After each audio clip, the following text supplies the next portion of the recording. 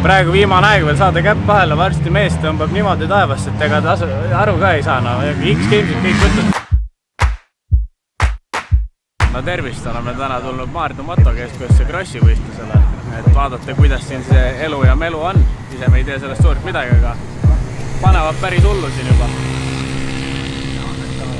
No võt, aga lähme otsime oma klemmi ülesse siin ja uurime, kuidas siin see värk toimub kõik.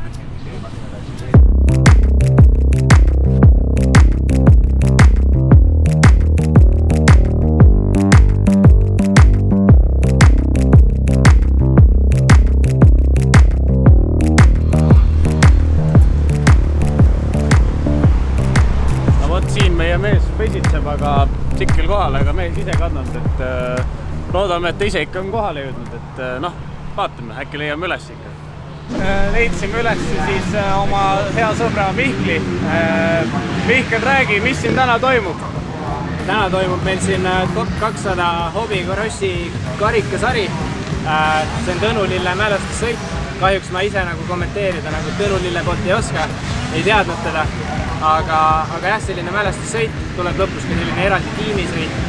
Aga üks vend kukkus seal praegu just. Eesti meistrivõistluste etapil oli liiga palju inimesi vist ja siis otsustati, et löödakse lahku need kiiruse mõttes nii-öelda. Et meil need klassid on siin Top 200 on eest kuni A-ni. Et mina isiklikult sõidan nüüd B-klassis, et see aasta mind edutati sinna. Aga ise ütles, et sõidad MX B-klassis, et mis nende klasside vahet siis on nagu? No kiirus, kõige tähtsam on siis kiirusoskus, kuidas sa siklit kontrollid, et ütleme nii, et E-klassis on sellised, kes ei ole varem üldse võistlustel võib-olla osalenud, et seal ongi, kui kohe poodiumile tuled, siis edutatakse teesse, et siin jah, need esimesed 2 klassi on sellised algajate klassid ja sealt siis võimalikult kiiresti lükatakse edasi, kui oled piisava hea tasemega. Kui sa sõidad hobiklassi, siis võiks öelda, et B on selline kõrge tase juba, et sealt A-sse edasi on, no siis sa pead juba Eesti parimatega võidu ajama. Siis kokkuvõttelt E on amatöörid ja A on profid. Just. Aga vaatasime, et siuke suht vinge tsikkel, palju võimsust on sellel? 350 kuupi on see täpselt siin. Varasemalt olen kogu aeg sõitnud 2,5-sega, ehk siis 250 kuubikulisega. Tegemist on 2018 aasta krossi rattaga, KTM. Päris võimas on 350 juba. Ühesõnaga tagarattale laseb ja hüppesse läheb, jah? Vabalt, see ei ole probleem. Kuule, räägi, et siuke võimas tsikkel 350 kuubikut, palju siis krotsi läheb siukse krossi sõidu peale?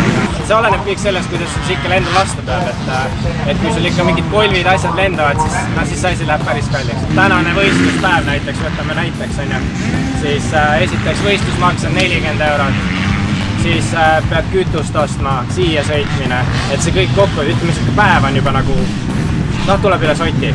Ütleme, hooaeg on siuke ümmarguselt, kui ütleme nii, et on ideaalne hooaeg, kus ei lähe väga midagi katki.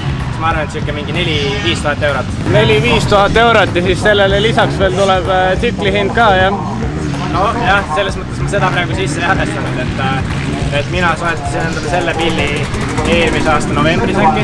Tähendab, see oli tegelikult üle-eelmise aasta novembris. Ma eelmise hooaja sõitsin ka ikkagi sellega. Kindel või? Praegu ütles. Soovitan sul veidis, väljas läheb starti. Okei, et ühesõnaga meil läheb natuke kiireks, et ühesõnaga, jah, mul tuli väiksed plaani muudad. Ei ole hullu.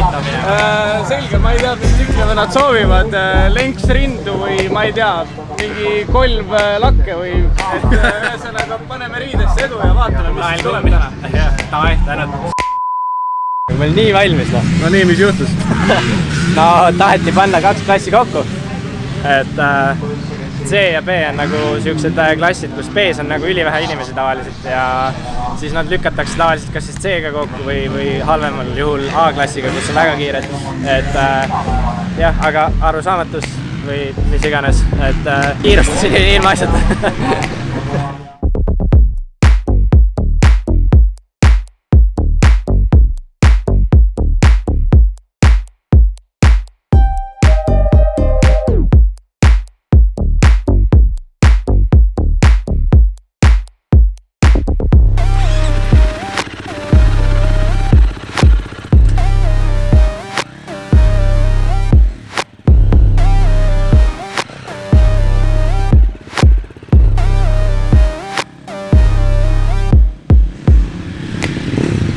lähme tõmbame nüüd normi spoti sisse ja vaatame siis, kuidas vend rulli paneb kohe stardist, noh.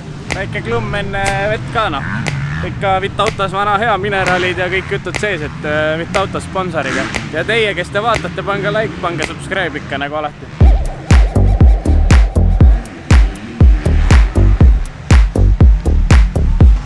Davai, ma olen ka hype, läheb starti, noh. Ma olen valmis, davai, lähme, noh.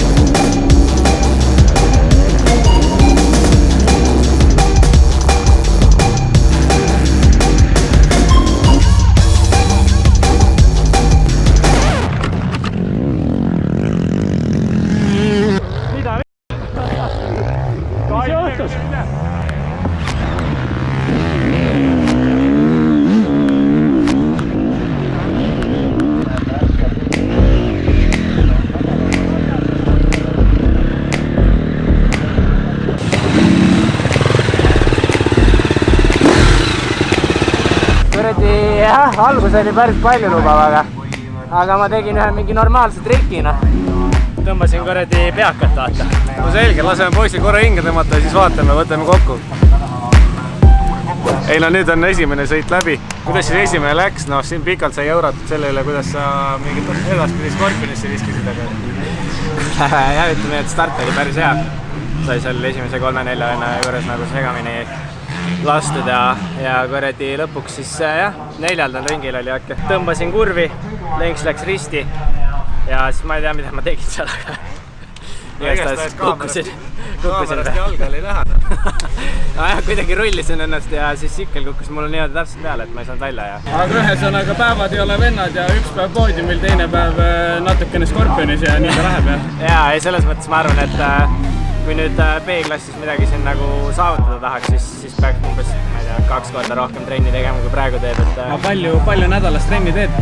No ideaalis ma üritan 2 korda sõitmas käia, aga tegelikult võiks mingi 3 või 4 korda, et siis tekib nagu mingi areng ka. Nojah, ma ei tea, lähen võtan väikse söögi ja kohvi ja vaatame edasi, siis saab, noh. Siis vaatame, kuidas järgmine sõit läheb. Loodetavasti tuleb startile hea.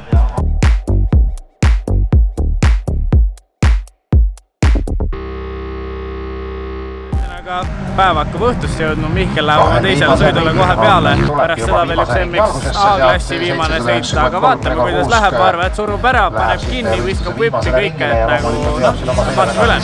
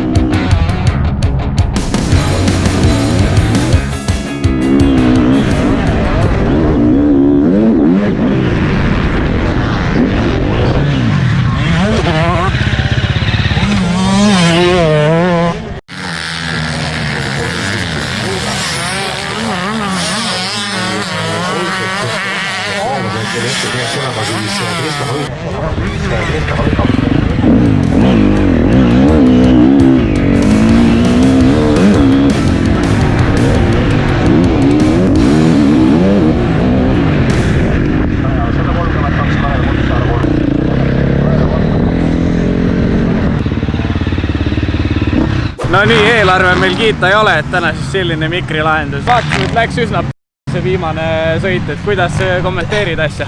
No ega rada on ikkagi nagu väga raske selles mõttes, et vaatad siin neid A-vendi, siis tundub, et on jõle lihtne, aga asi on nagu väga kaugel lihtsast nagu. Et ütleme nii, et see aasta veel B-grupis väga laineid ei löö, aga üritame järgmine aasta uuesti. No jah, nagu ma ütlesin, et viimane aeg jalg ukse vahele saanud mehele sponsorid taha, et ega siin pikka juttu ei ole, järgmine aasta ilmselt räägime siin juba X-Gamesi tasemel asja, et nagu nägite, mees ikka väänab, kangutab, natukene sõidab ka vigursõitu raja peal, aga luud ja lihased on terved, seega nagu võib lugeda edukaks päeva või? No pigem ikka jah, et tervis on nagu üle kõige, et siis saab veel sõita, saab nautida. Täna veel teeme trenni, eks ole, et siin peab varsti läheb alles andmiseks, praegu on siin trennikas ikka. No täpselt, varsti läheb andmiseks ja teate, kui te tahate näha, kuidas siis selle ühe Krossi venna päev nagu elu välja näeb, nagu kõik see treeningu teha, andke teada meile, kirjutage, et kas teeme video sellest.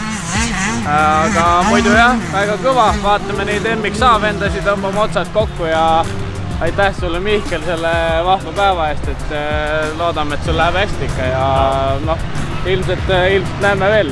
No loodame, väga pull oleks küll, et loodan, et Kross läheb aina nagu parema taseme poole ja jõuab rahvani rohkem ka, sest tegelikult vaadake ringi, no okei, praegu koroona aeg ka on, aga noh, see selleks, rahvast on tegelikult ülivähe, et tulge Krossi vaatama, Kross on kõva, davai. Davai, nii nagu Mihkel ütleb, tulge vaatama ja olge lahedad, pange like, pange subscribe, pange Instagramis follow ka Mihklile, paneme siia alla kuhugi selle. Aga davai, järgmise korrani!